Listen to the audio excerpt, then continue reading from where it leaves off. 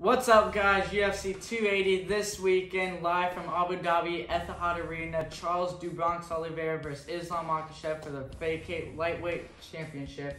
Aljamain Sterling versus TJ Dillashaw as a co-main. Phoenix, how insane is this card? Priest, this has got to be one of the most insane cards, but you're forgetting about the rest of the card. Don't get me wrong, those two fights are gonna be amazing, be bomb burners. And I've gotta say, top to bottom, this card is unreal. I've literally been crossing my fingers and praying that this card stay together for months now, and now we're here, we're close, knock on wood, but it's pretty much held together. So let's get into it. UFC 280 main card predictions are coming right now. So in the first fight, we have got Katlyn Chookagian versus Manon Fiorot. Priest, give it to me. What do you think is going to go down in this fight? Katlyn decision. Wow. So you're firm on that? Katlyn decision. Katlyn's been in the game for 15. She's been in the game for 15 fights in the UFC. Manon Fiorot has been in the game for only 4 fights in the UFC. So Katlyn just has that veteranness. Gets a done decision. Wow, you seem very, very firm on that decision, but I'm going to actually roll with you on this one. I do think Katlyn is going to get it done. Like you said, 15 fights in the UFC, very much a veteran coming in against Manon Fiorot. I think I'm pronouncing that correctly. She's only been in the UFC for 4 fights so far. She is 4-0 with 2 knockouts, but I do just think Katlyn is durable. I mean, in her last fight against Amanda Ribas, stylistically, it wasn't a great fight for her. I mean, Amanda is very good on the ground with wrestling and jiu-jitsu. It was a split decision, so I think it really tested Katlyn and just being durable. So I'm going to roll with Katlyn. I got her by decision as well. Wow, we agreed. 1 for 1. Let's see if we can get, by the end of the show, 5 for 5. I doubt it. Speaking of names, talk about Bruce Buffer. Did you see all the names on the early prelims? And the Nurmagomedovs and... He's going to have his... Props to that guy. Yeah, props to that guy. He is going to earn his paycheck on that card with all those names. But, all right, for your second fight on the main card, Beneil Dariush versus Montez Gamrot. I think I'm pronouncing that. Mateus Gamrot. Beneil Dariush decision. Split decision. Okay. I'm only saying that because... Mateus Gamrot's last fight against Armand was an absolute war. We saw his wrestling takedown defense. We saw him wrestling. We saw him grappling. We saw him striking. And the only reason why I'm leaning with Beneil is he's a veteran. 7-fight win streak. Wins over Tony Ferguson, Diego Fafera, and Drew Dober. Going with Beneil. Yeah, Priest. I think pretty much any fight on this main card could go back and forth, but I think this is the real telling one. I think Beneil Dariush, like you said, is a veteran of the game on a 7-fight win streak, but he has battled some injuries, man. I mean, he had a bad knee injury, bad leg injury that got him out of the Islam fight. So he's battling some, twice he's had to pull out of that Islam fight. So he's been battling some injuries, and you got Gamrot, who's just a young dog. He's good everywhere. He's good on the ground. Technically on the feet, his hands are so fast and he's so quick. And I think he definitely just has the speed advantage against Beneil Dariush. But I'm going to go with Beneil Dariush as well by decision. I think he's just a veteran of this game, and I think he's really pissed off coming into this fight.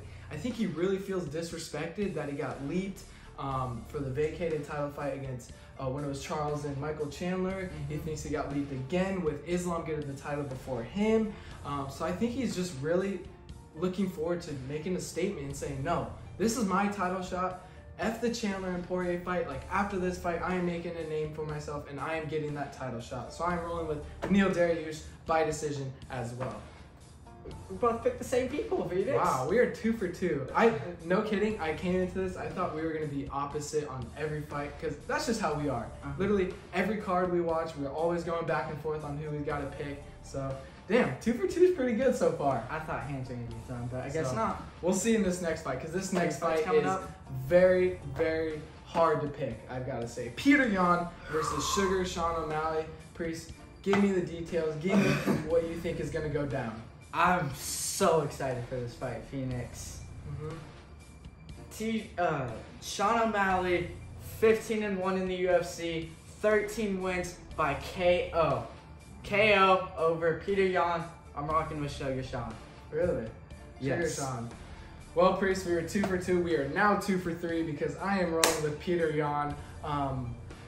I think he's just been hearing all the noise about how he's a slow starter. I think he's going to come into this fight very amped up and very angry just to shut out all the haters and be like, no, I'm not a slow starter. I think even if he does start out kind of slow, he's fine. He's going to get his bearings. He's going to become really calculated about Sean O'Malley's feints and where he's throwing kicks and punches from and be able to just get that data in his head to come out in the second and third round and put it on him.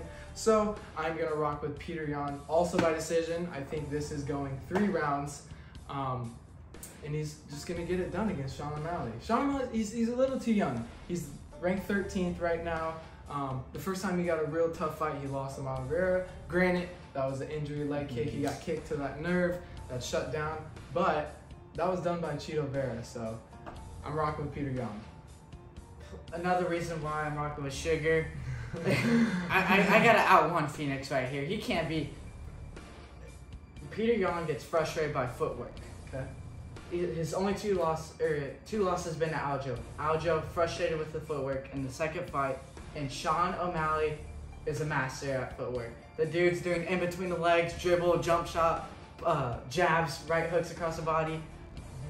Rock with Sean. KO. I will say Peter Yan is getting frustrated, but we saw it in the Corey Sandhagen fight. Man, Corey Sandhagen has footwork like no other as well.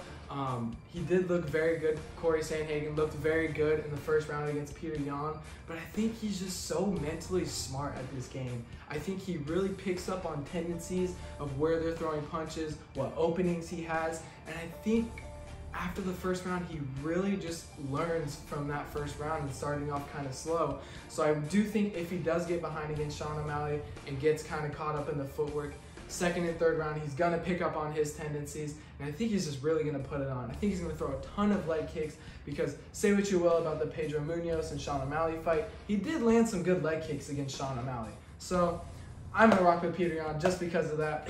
We are now 2 for 3. Let's move into the next fight. The co-main event of the evening, Aljamain Funkmaster Sterling versus TJ Dillashaw.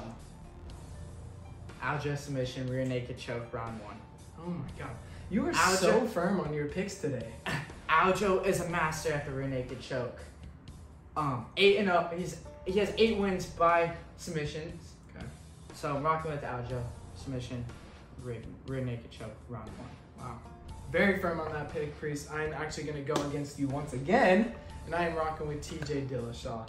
I think on the ground, I think it's going to be I'm just very curious about this fight. I mean, you got Aljamain Sterling, who's a D2 wrestler. You got TJ Dillashaw, who's a D1 wrestler. Mm-hmm. So I think on the ground, it's very telling what it's going to be. But I think just on the feet, TJ's going to outstrike him. I think the footwork is going to be a lot. I think he's always changing stances. He's throwing a ton of feints. And I mean, Aljo has 0 knockdowns in the UFC. His entire career, he's had 0 knockdowns. So I think the threat on the feet is just not there for TJ Dillashaw. But I will say the only way I think Aljo can win this fight is, like you said, by a submission. Because as wrestlers, you go to your knees to get up, and I think him resulting to his knees is going to be able for Aljo just to swing in that rear naked choke real quick and put him out. But I'm going to rock with TJ Dillashaw. I've actually got him by finish in the 4th or 5th round. All I got to say is that Sterling has beat Yan twice, and Yan has only had 3 losses in the UFC, but let's keep this going. Okay, stylistically, that's a different fight. I mean, Yan is a boxer. He has that high guard. He just walks forward. TJ is always moving. He's throwing feints from everywhere. He's throwing leg kicks. He's switching stances. He's got so many variables going on. He's got the threat of a takedown, and I think it's just going to keep Aljo guessing. And I think he's just going to really resort to his takedown because he can't stand with TJ. I think he's going to force a takedown. I think it's going to tire him out. I mean, in the Peter Yan fight, he took him down twice out of 22 times. 22 takedowns to get 2 takedowns. And I think that's what you're going to see more in this TJ fight. Is he's just going to resort to the takedown, force a takedown, force a takedown. By the end of the fight, TJ's going to frustrate him, and he's just going to piece him up on the feet. So I got TJ by finish, and I'm going to go out on a limb and say even by TKO. Wow. But we can get into this argument a little bit more later. We've got to keep the show rolling into the main event of the evening. Charles the Bronx Oliveira versus Islam Makhachev for the vacant lightweight strap. Charles Oliveira, KO, round 2. Super firm on my picks. Charles Oliveira has a 4-inch reach advantage over Islam. His only loss has been by knockout, so I mean, we never know what fighters' change are like after being knocked out, if they can held up or if not. Also, Charles Oliveira, when it comes to Saturday, he will fight every single lightweight in the top 5 in just a matter of 2 years. Did you hear that, Phoenix? 2 years, Charles Oliveira, KO, round 2. Wow. Priest, you've been very definitive with your answers. I like it. You're not like teeter-tottering all over the place with your answers. You're giving it straight to me, Priest. But gosh, this main event, I have been literally so back and forth today, like thinking about this show and my prediction. I've just been so back and forth. I don't know who to pick. I think Charles Oliveira has the pressure. I think he builds up this pace that he just walks forward and, you know, he gets that high leg and is throwing those teep kicks. I also think his wrestling offense is very good because he's 3 for 3 on takedowns against Tony Ferguson, but I just don't know if his wrestling defense is as good as his wrestling offense is. But for Islam, you see what you get. Dagestani wrestler, he's gonna take you down, he's gonna maul you, he's gonna frustrate you, so you give up your neck or you give up an arm to get the sub finish. But he has been knocked out before, so I think you kind of take that into consideration as well. Is this chain gonna hold up? But Priest, I'm gonna rock with Islam on this. I'm gonna change it right now.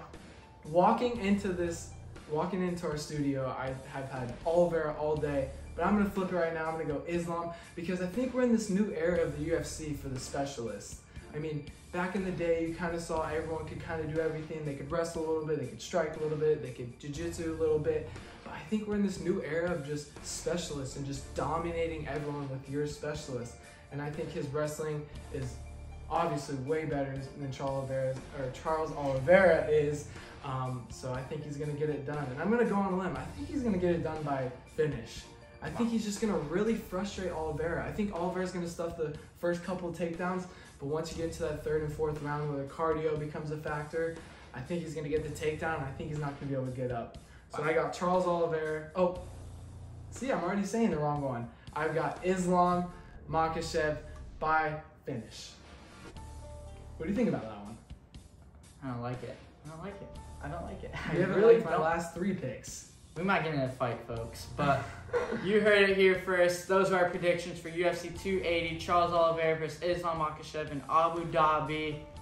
Can't wait to watch it, but stay tuned for our 3 burn moments after the fights, and we'll see you soon. But be sure to always check out his foundation at priestjamesfoundation.org. Again, that is priestjamesfoundation.org to see why this is called the Burn Factory and why we're putting out these videos for you guys. So stay tuned for the recap. Peace!